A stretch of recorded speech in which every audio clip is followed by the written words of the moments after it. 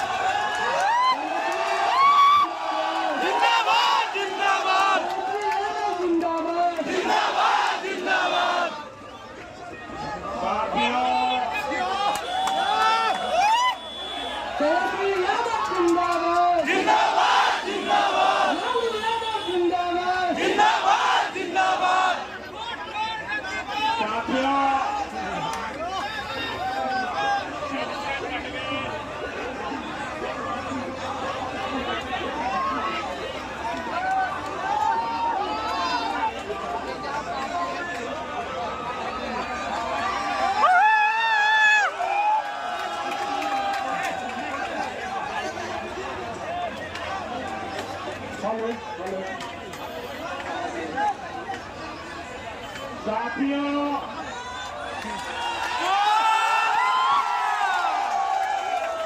सबसे पहले मैं आप सब लोगों को धन्यवाद देता हूं। धन्यवाद इसलिए देता हूं कि आपने जो ये धरना प्रदर्शन का काम शुरू किया है, ये न्याय के लिए किया है, न्याय के लिए, न्याय। जो आंदोलन अनशन पर बैठे हमारे नौजवान साथी हैं, उनके प्रति मैं आभार व्यक्त करता हूं और उनको धन्यवाद देता हूं। आभार इसलिए व्यक्त करता हूं कि आपने अन्य साथियों को अपने संपर्क के लोगों के उत्साह को बढ़ाने का काम किया है कि न्याय के लिए लड़ो, समान अधिकार के लिए लड़ो और अपने हक के लिए लड़ो।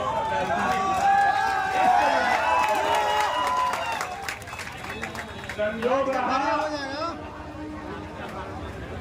कि अभी अभी मेरे बाईं ओर आके खड़ा हो गई है मधु मंजरी जी।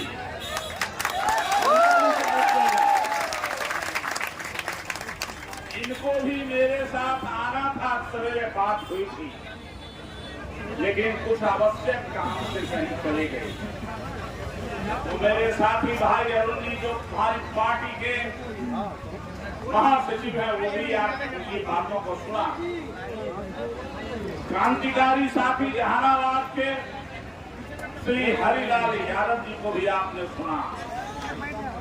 अपने जमाने में ये जन आंदोलन के प्रतीक के रूप में रहे।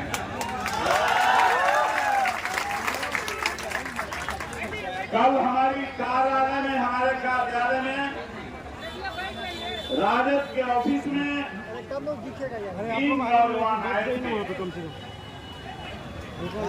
और तीनों लोग आप ही के साथी हैं। पीछे दिखेगा उधर पीछे कोई नहीं देख श्री मंगीलाल मंडल जी से आग्रह कर रहे थे,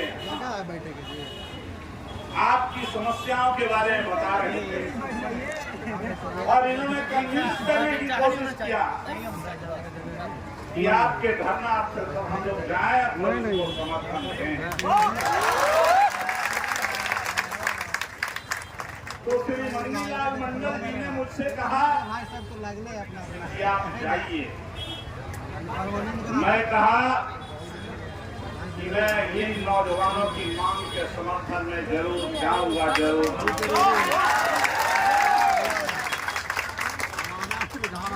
मैं गंभीरता से आपकी बातों को पढ़ा और सामने में एक लड़का बैठा है जिसने दिखाया है हमको बिहार में इंजीनियर होना पाप है क्या? शर्म आती है इस तरह के नारा को देख करके। 77-78 साल की आजादी के बाद भी हमारा बेरोजगार इंजीनियर कहता है, पूछता है कि बिहार में जन्म लेना पाप है क्या? शर्म आनी चाहिए वर्तमान व्यवस्था को इस बात की। इंजीनियर, डॉक्टर, टीचर समाज के निर्माण का रीढ़ होगा, लेकिन आज इंजीनियर को पढ़ाने के लिए माता पिता अपने पेट को काट करके, भूखे रह करके, और इंजीनियरिंग में जो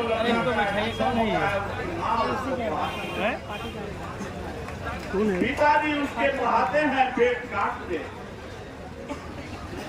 और लोग लेकिन व्यवस्था पढ़ने के बाद उसको बेरोजगार बना रही है। नतीजा है कि इंजीनियर सोचता है कि यहाँ पढ़ाई करना पाप हो गया क्या? इंजीनियर क्यों ऐसा हुआ? इस देश का राजा 12,000 करोड़ और 14,000 करोड़ की गाड़ी चढ़ेगा, 8,000 करोड़ के जहाज से घूमेगा, चार्टर्ड ट्रेन से, तो उस राज का इंजीनियर तो बेरोजगार रहेगा ही ना।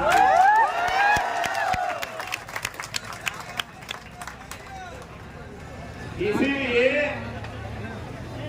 डॉक्टर राम मनोहर लोहिया कहा करते थे कि मजदूरी जो है न 100 से कम न 1000 से ज्यादा किसी का, लेकिन यहाँ तो जो मजदूरी है 8,000 और 10,000 की मजदूरी है एमए और बीए की। और दूसरी ओर आदमी के सुरक्षा पर करोड़ों करोड़ का रोज खर्च है। मैं अपनी ऑफिस से निकल करके आज यहाँ गया था, पीछे से एक मंत्री जी की गाड़ी हॉर्न देते हुए हम लोगों को पास करने लगी। इतनी तेजी से पास कर रही थी, लगता था कि मार के एकदम से हटा ही देना। हमने ड्राइवर को कहा, रे भाई किनारे करो, सत्ता के मन में पागल हो गए हैं। हम किनारे पर खड़ा हो गए। पुलिस ने कम से कम 8-10 गाड़ी आगे और पीछे दौड़ गई। पीछे से देखा कि एम्बुलेंस जा रहा है, इतना भय है कि कहीं लड़का कोई कुछ करना कर दे। जब जननेता का ये हाल जिस दिन हो जाएगा, उस दिन उस राज का कल्याण नहीं होगा। और यही कारण है कि बिहार देश में सबसे ज्यादा पलायन बिहार से होता है। देश में सबसे ज्यादा बेरोजगारी बिहार में है। देश में सबसे ज्यादा जो दैनिक मजदूरी, कम मजदूरी बिहार में है। और बिहार के लड़के अपने जिसकी शादी हो गई वो अपने बाल बच्चा के लिए, अपने माता पिता के लिए 8,000 और 10,000 की नौकरी करने के लिए दूसरे राज्य में जाने को मजबूर है। लेकिन आज तो भैया सुन रहा, अब 10,000 नौकरियों के लो, कैसे से सुन रहा। अमेरिका से ट्रंप जो है टैरिफ लगा दिया। आप लोग पढ़िएगा इसका असर 6 महीने में क्या होने वाला है। नौजवान साथियों, अहमदाबाद से, गुजरात से जो हीरा व्यवसाय में काम करने वाले मजदूर थे, हीरा इंडस्ट्री में लाखों मजदूर बेरोजगार हो गए रातों रात। लगभग 25 लाख मजदूर बेरोजगार हुए महाराष्ट्र में। लगभग 4-5 लाख लोग जो टेलरिंग का काम करते थे, कपड़ा सीने का और विदेशों में कपड़ा भेजने का जो काम होता है, अमेरिका जो ज्यादा था वो सब बेरोजगार हो गए। हमसे आगे होने जा रहा है अभी बांग्लादेश। आप किताब में गूगल पर पढ़ के देख लीजिएगा। चमड़ा व्यवसायी जो लोग थे, जो हमारे यहाँ जानवर है, जानवरों का चमड़ा जो उतरता है, उस चमड़े से लेदर इंडस्ट्री में जो लोग लगे थे, जो यूपी में ज्यादा है, तमिलनाडु में ज्यादा है, लाखों लाख लोग बेरोजगार हो गए। ये हमारा हक है भैया। तो इतने लोग, करोड़ों लोग इस ट्रंप के टैरिफ से कारण केवल करोड़ों लोग देश में बेरोजगार हो गए। दौड़े दौड़े हमारे प्रधानमंत्री जी जो कहते थे, hello my dear friends, president of America. और जब अमेरिका गए हमारे प्रधानमंत्री उसके चुनाव में, तो नारा लगाया, मोदी ने क्या नारा लगा, अब की बार ट्रंप सरकार ऐसा पानी उतारा है की बात ट्रंप सरकार कि दौड़े दौड़े इतना लड़ रहा है, अब काट रहा कि चले गए अभी जापान से चले गए चीन और रूस से हो लिए। ये सब क्यों है? ये अंदर की बेचैनी है कि 6 महीना में क्या होने वाला है, 6 महीने में क्या होने वाला है, अंदर की बेचैनी है इनकी।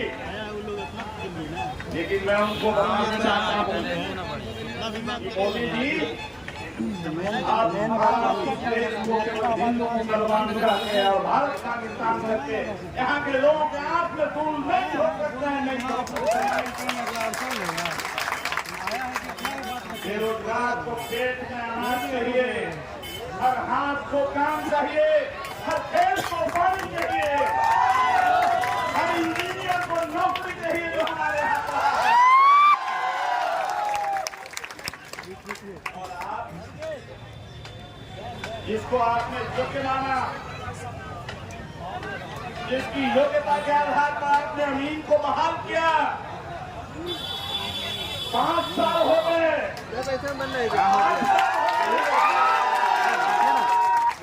और 8 साल की नौकरी में सब BA पास है, MA पास है, इंजीनियर है सर, बीटेक पास है, बीटेक है।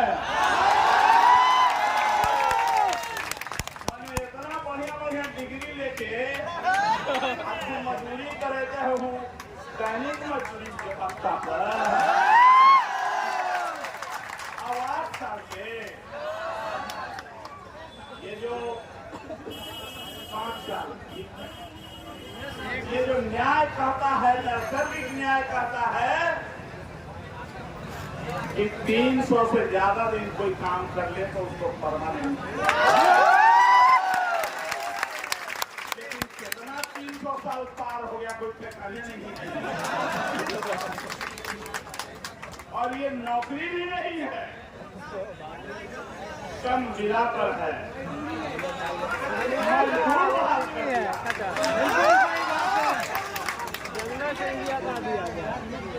सबके बढ़ रहा है,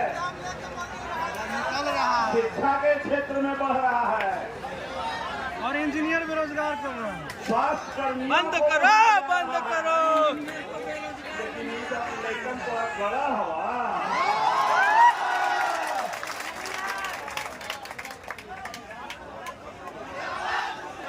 जय सिंह मुर्दाबाद।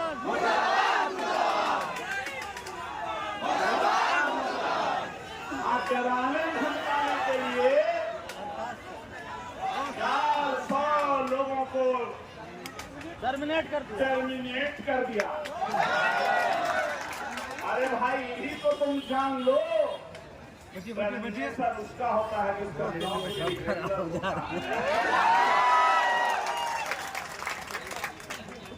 तो ऐसी काम मत कीजिए। माननीय मुख्यमंत्री जी, बिहार सरकार के लोगों से आग्रह करना चाहता हूँ, समय रहते चेतिए चेतिए चेतिए, चेता दिए जाएंगे, चेतिएगा, चेता दिया जाएगा।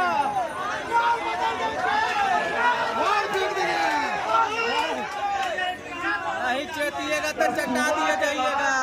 तो होगा ही भाई। इसलिए और आप जब सुबह के बाद रात में जाइएगा तो घनघोर काली रात में पड़िएगा कि आपको कोई पूछने वाला नहीं है।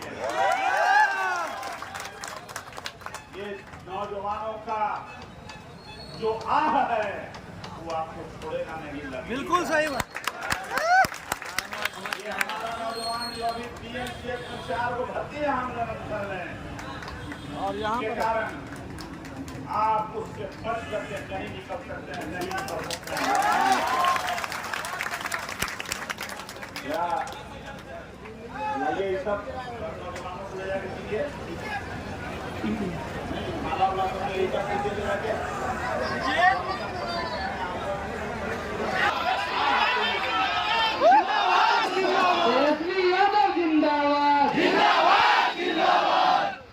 हम लोगों ने फैसला लिया है, तेजस्वी जिंदाबाद, जिंदाबाद जिंदाबाद, तेजस्वी जिंदाबाद, जिंदाबाद जिंदाबाद, लालू यादव जिंदाबाद, जिंदाबाद जिंदाबाद, जय सिंह मुर्दाबाद, मुर्दाबाद मुर्दाबाद, जय सिंह मुर्दाबाद, मुर्दाबाद मुर्दाबाद, तेजस्वी जिंदाबाद, जिंदाबाद जिंदाबाद, तेजस्वी जिंदाबाद, जिंदाबाद जिंदाबाद। हम लोगों ने फैसला लिया है हमारी पार्टी ने और इंडिया गठबंधन का फैसला है कि हम सभी बेरोजगार और संविदा कर्मी के साथ न्याय करेंगे, न्याय करेंगे। और उसमें पक्षपात नहीं करेगा, समान न्याय की प्रक्रिया लागू होगी। वर्तमान सरकार न्याय नहीं कर रही है, पक्षपातपूर्ण कार्रवाई कर रही है। इसका हम विरोध करते हैं और इसीलिए हम आपके पास आए हैं। हम लोग चाहते हैं सर कि जब भी अगले बार जब आपका सरकार बने सर, तो राजस्व विभाग के जितने भी कर्मचारी है सर, निचले स्तर से ऊपर तक सब पे जांच करवाया जाए सर। 9 साल से खासकर जयसिंह करके सर।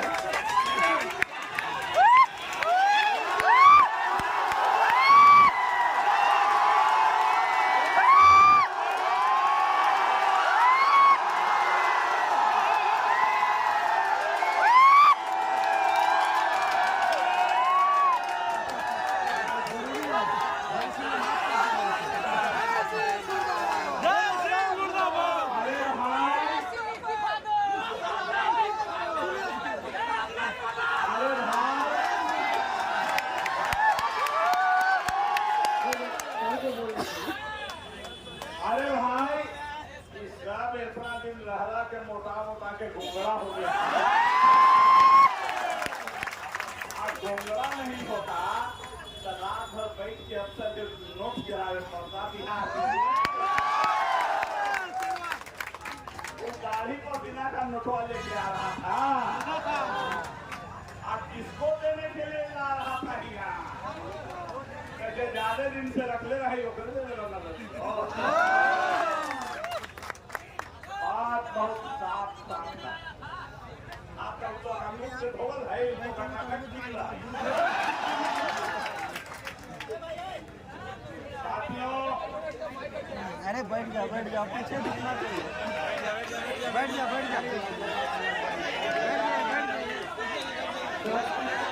हम जमीन अधिकारियों की तरफ से निवेदन है सर कि जितने भी पदाधिकारी है, खासकर जयसिंह सर, एजेंसी से अवैध उगाही करके हम लोग पे उठा करके और हम लोग का सेवा समाप्त कर दे रहे हैं काम के नाम पे या किसी भी तरह से एजेंसी को उनको सर हटाया जाए सर। आपका सरकार जब भी बने उनसे CBI जांच करवाया जाए सर।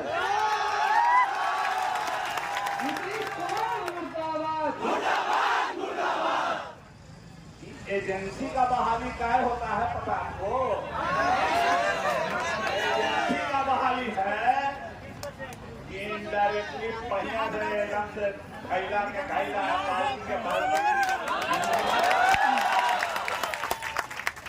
आपके नाम पर निकलेगा 30,000, अब मिलेगा उसको 15,000 और 12,000। ये है और ये सब वो बहुत ही समझ बूझ के साथ ये कार्रवाई हो रही है। तो एजेंसी सिस्टम को समाप्त करो, एजेंसी सिस्टम को समाप्त करो, डायरेक्ट सबको वेतनमान पर रखने का काम करो, डायरेक्ट वेतनमान पर सबकी बहाल करो,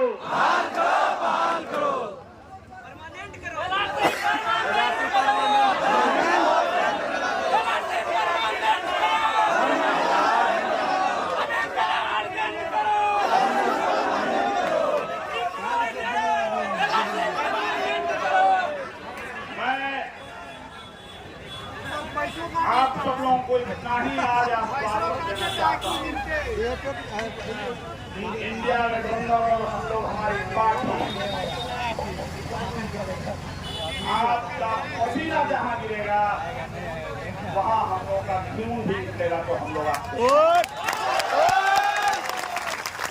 और आपके मान के हम लोग साथ हैं, आगे जाके इसकी चर्चा करेंगे और इसको लागू कराने का काम करने का विचार। आज इतना ही के साथ मैं अपनी बात को समाप्त करता हूं। एक बात कहते, सुनो रे भाई देश के नौजवानों, सुनो रे भाई देश के छात्रों, जब महात्मा गांधी को देश आजाद कराना हुआ था अंग्रेजों को भगाने के लिए, तो इसी बिहार की धरती से चंपारण से यह आंदोलन शुरू हुआ था। तो तुम कौन बड़ा अंग्रेज बन गए हो? तुम्हारे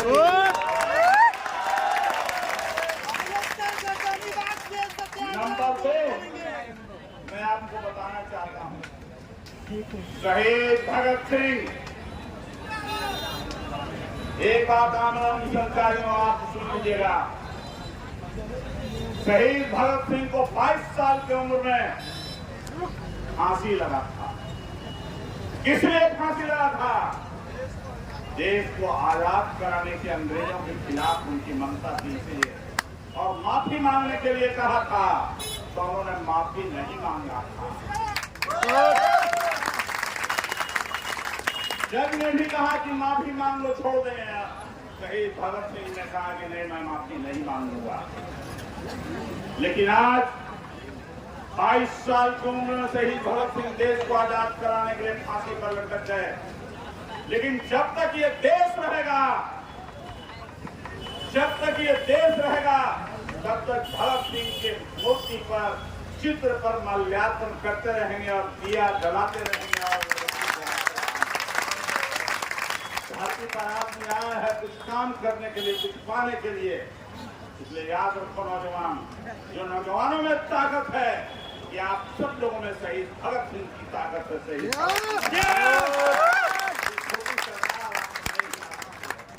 तो हम आपके उत्साह को, आमरण पर बैठे साथियों के सम्मान में, उत्साह के प्रतीक के रूप में जो बैठे हैं यहाँ, आज जो अस्पताल में हैं, उनको मैं सलाम करता हूँ, प्रणाम करता हूँ। के साथ अब मैं अपनी बात को समाप्त करता हूँ। बहुत बहुत धन्यवाद। आप लोगों ने मेरी बात को सुना, जिन लोगों ने मुझे बताया, उन सब के प्रति आभार व्यक्त करता हूँ, आभार व्यक्त करता हूँ।